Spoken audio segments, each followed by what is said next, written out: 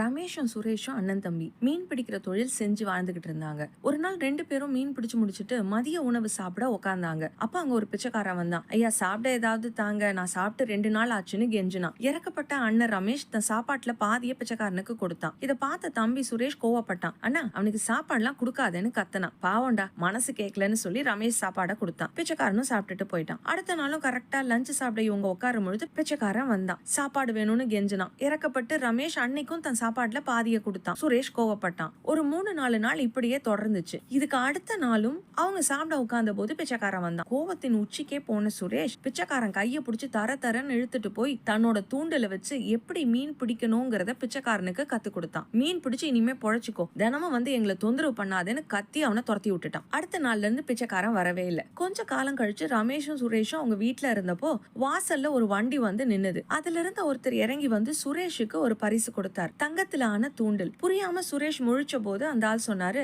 நான் தான் அந்த பிச்சைக்காரன், எனக்கு நீங்க மீன் பிடிக்கிறதுக்கு கத்து கொடுத்தீங்க. அன்னையில இருந்து நான் பிச்சை எடுக்கல. மீன் பிடிக்கிற தொழில்ல ரொம்ப சின்சியரா கடுமையா உழைச்சு இன்னைக்கு நல்ல நிலைமையில இருக்கேன். இது உங்களுக்கு நான் செலுத்துற நன்றின்னா. சுரேஷ் ரொம்ப சந்தோஷப்பட்டான். ஆனா ரமேஷ் டென்ஷன் ஆயிட்டான். டேய், உனக்கு தினமும் சாப்பிட சோறு கொடுத்தது நானு, எனக்கு பரிசு கொடுக்காம என் தம்பிக்கு கொடுக்கறியே, அவன் உனக்கு சாப்பாடு போடக்கூடாதுன்னு சொன்னானே, மறந்துட்டியா? நியாயமா அந்த தங்க தூண்டில் எனக்கு தானே தரணும்னு சொன்னான். இதை கேட்ட பிச்சைக்காரன் சொன்னா, நீங்க என் பசிக்கு சாப்பாடு போட்டீங்க உண்மைதான், ஆனா இவர் எனக்கு தொழில கத்து கொடுத்தாரு, எனக்கு உழைப்ப சொல்லி கொடுத்தாரு, என் வாழ்க்கையவே மாத்திட்டாரு. பிச்சைக்காரனா இருந்தேன்னா இதோ சமுதாயத்துல ஒரு நல்ல நிலைமையில இருக்கேன்னா அதுக்கு இவர் தான் காரணம். இவர் தான் என் மோசமான வாழ்க்கையே மாத்தினாரு. அதனால அவருக்கு தான் என்னோட பரிசை கொடுப்பேன்னு சொன்னான். கொஞ்சம் யோசிச்சு பார்த்தோம்னா இன்னைக்கு நாம இருக்கிற இந்த வாழ்க்கை கூட நமக்கு நம்மளோட ஆண்டவர் கொடுத்தது இல்லையா? ஒரு காலத்துல இந்த பிச்சைக்காரனை போலத்தான் நாமளும் பாவத்துல, வியாதியில, கஷ்டத்துல, கண்ணீர்ல, கவலையில, மத்தவங்களால ஒதுக்கப்பட்ட ஒரு நிராகரிக்கப்பட்ட சூழ்நிலையில